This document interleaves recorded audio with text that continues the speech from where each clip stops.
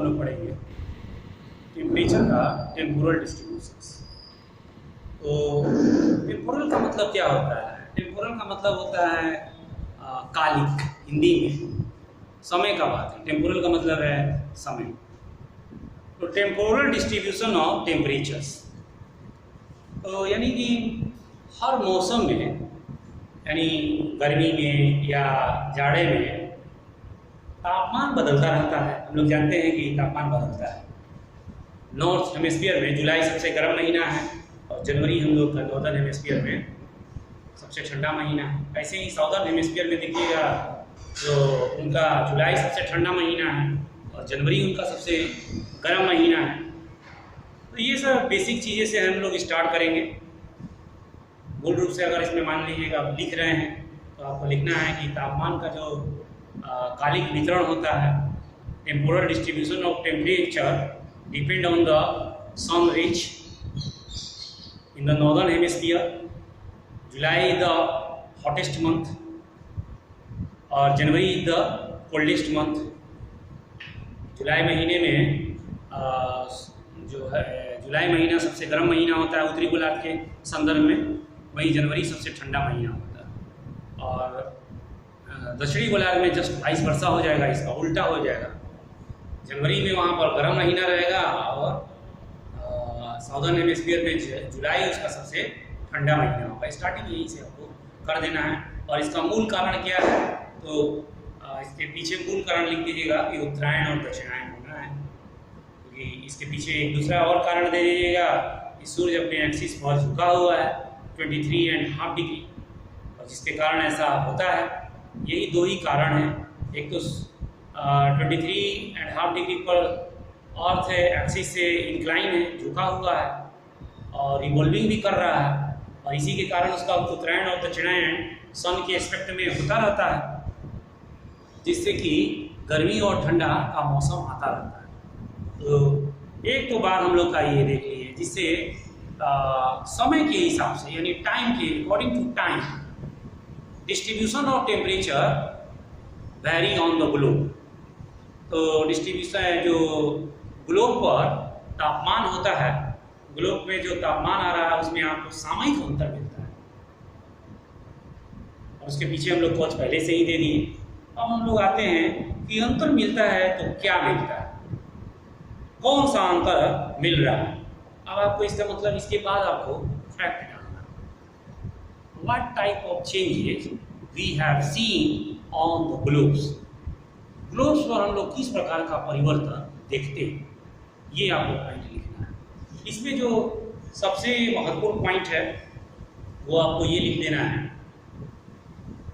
कि जुलाई मंथ में, पहले हम लोग अपने ही नॉर्दर्न हेमिस्फीयर पर देख लें। जुलाई मंथ में जो समताप रेखा होती है, आइसोथर्म लाइन होती है, मैप्स पर आइसोथर्म लाइन खींची जाती है। जुलाई मंथ का आइसोथर्म लाइन को आप देखिए और जो जनवरी मंथ का आइसोथर्म लाइन को देखिए। नॉर्दर्न हेमिस्फीयर को पहले आप पकड़ लीजिएगा।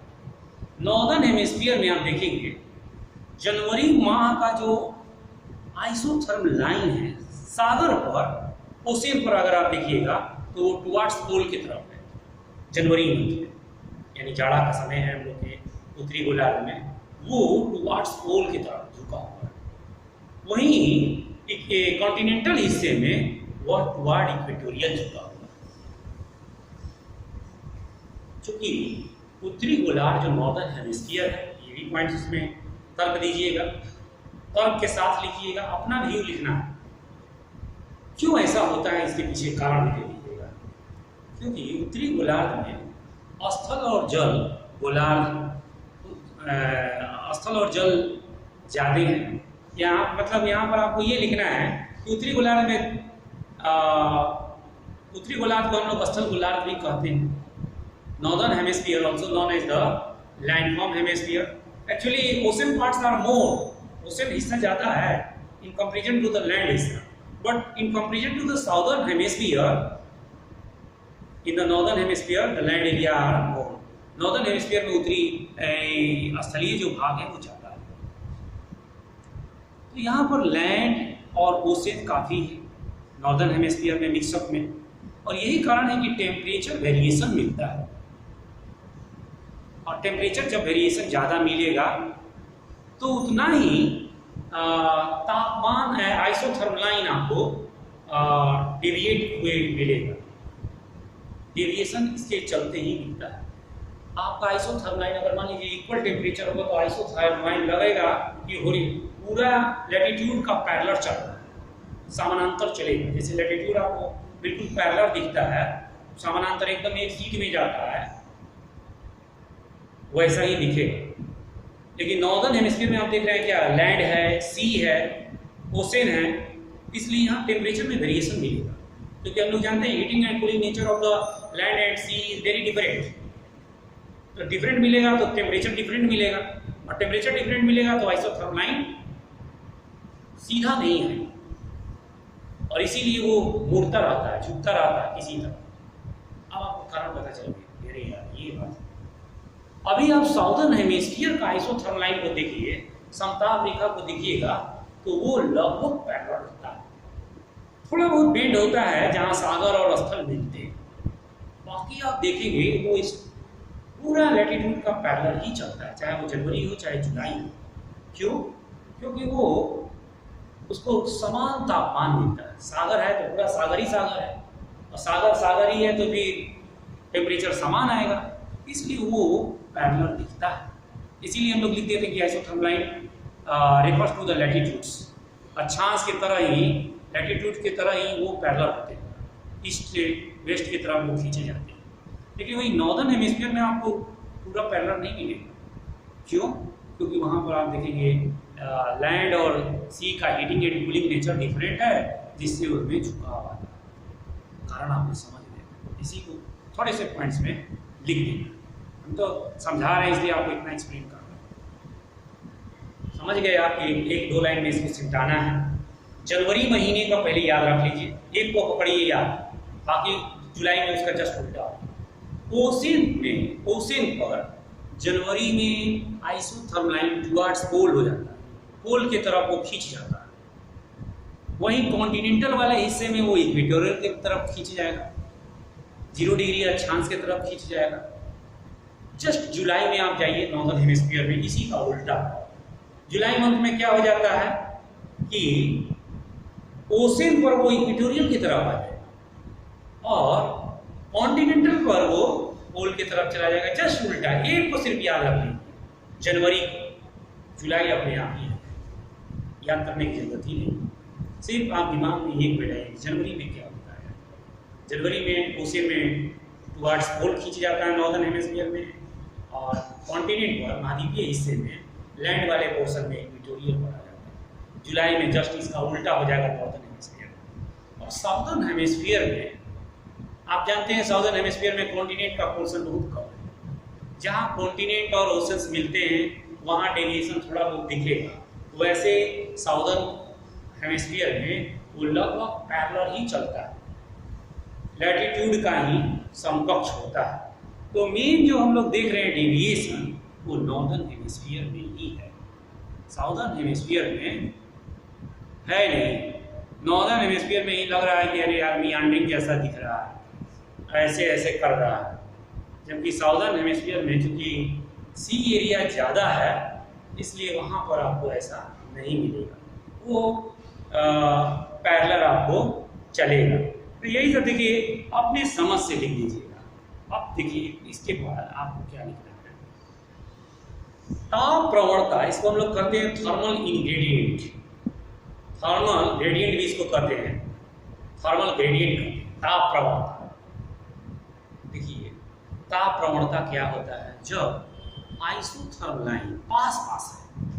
जैसे आप मान लीजिए कि यहाँ देखिए ब्लैकबोर्ड पर, यहाँ 25 डिग्री का आइसोथर्मल लाइन लिख दिए, 25 डिग्री सेल्सियस का। यहीं पर मैं लिख दूँ 26 डिग्री सेल्सियस, यहाँ पर ऐसे लिख दूँ 27 डिग्री सेल्सियस। बहुत पास पास आइसोथर्मल है। और इस पर अभी इस साइड में मैं देखिए, यहाँ लिखूँ 25 डिग्री का, और यहाँ मैं लिखूँ 26 डिग्री। उदाहरण से तुरंत आपको समझ में आए, बड़ा दूर है, और यहाँ पास ही पास में इतना बदलाव हो रहा है। इसका मतलब है कि यहाँ थर्मल ग्रेडियंट, ताप प्रवणता, प्रवणता का मतलब होता है ढाल। थर्मल ग्रेडियंट यहाँ पर आपका थर्मल स्लोप जो है वो यहाँ क्विकली है, तेज है, फास्ट है, और यहाँ पर ढाल मंद है, वो दूर तक दिख रहा है। तो यहाँ पर आप देखेंगे जनवरी महीने में ताप प्रवणता ज़्यादा मिलता है।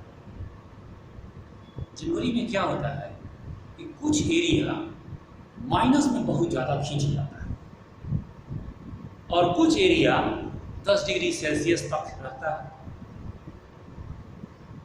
और माइनस में इतना ज़्यादा चला जाता है कि प्लस से ज़्यादा उसका डेविएशन दिखता है। समझ में अब आ गया? वो माइनस में बहुत चला गया। मान लीजिए कि बर्फोनियस को देख रहे हैं -69 पर है, और वही पास वाला एरियाज में और थोड़ा सा इधर आ रहे हैं नॉर्दर्न वाला में, तो आपको दिख गया 15 डिग्री सेल्सियस। तो वहाँ पर 15 और -70 में काफ़ी थर्मल ग्रेडियंट आपको मिल जाएगा। तो आपने क्या पाया कि उत्तरी गोलार्ध में जाड़ा में ताप प्रवणता वैसे जाड़ा में अधिक मिलता है, चाहे उत्तरी गोलार्ध हो चाहे दक्षिणी गोलार्ध। क्योंकि दक्षिणी गोलार्ध में लैंड उतना है नहीं, ज़्यादातर सी एरिया है, तो वहाँ पर उस तरह का प्रॉब्लम्स नहीं है। मेन ये ग्रेडियंट्स का बात जो है वो ज़्यादातर इसी साइड में नॉर्दर्न हेमिस्फीयर का बात है। तो जाड़ा में ताप प्रवणता जो है ज़्यादा होता है, गर्मी में ताप प्रवणता कम होता है। प्रीलिम्स का भी क्वेश्चन पूछ दिया जाए, या मान लीजिए यूपीएससी में आपको उठा के टेम्पोरल डिस्ट्रीब्यूशन पूछ दिया, बताइए, या पीसीएस में आ गया कि कालिक वितरण बताइए। कालिक का मतलब है समय के हिसाब से, जनवरी में क्या है, जुलाई में क्या है, समय के हिसाब से आइसोथर्मलाइन का चर्चा करिए। तो ये आप 2 पॉइंट्स अगर ज़्यादा याद रखते हैं कथन कारण के साथ, तो आप प्रीलिम्स का भी क्वेश्चन कर दीजिएगा और मेंस का भी कर दीजिएगा।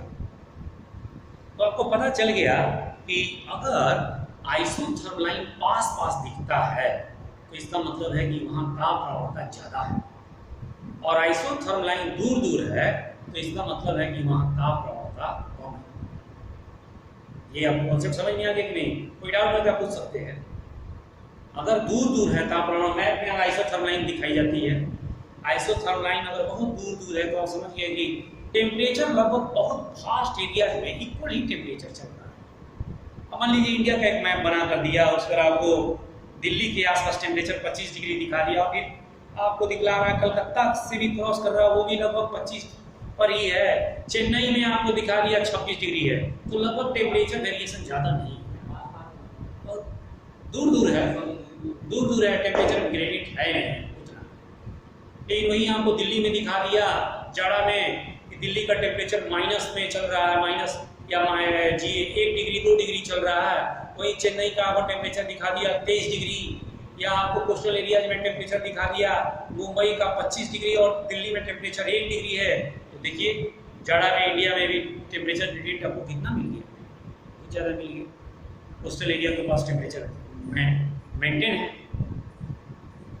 तो वहाँ आपको दिख गया कि जाड़ा में टेम्परेचर ग्रेडियंट ज़्यादा होता है। वायुमंडल में ये इससे रिलेटेड नहीं है, मेरे टॉपिक से नहीं है। वायुमंडल का ऊंचाई का हम लोगों ने जब वायुमंडल का स्ट्रक्चर पढ़े थे तो उसमें क्वेश्चन हमने पूछा था आपसे कि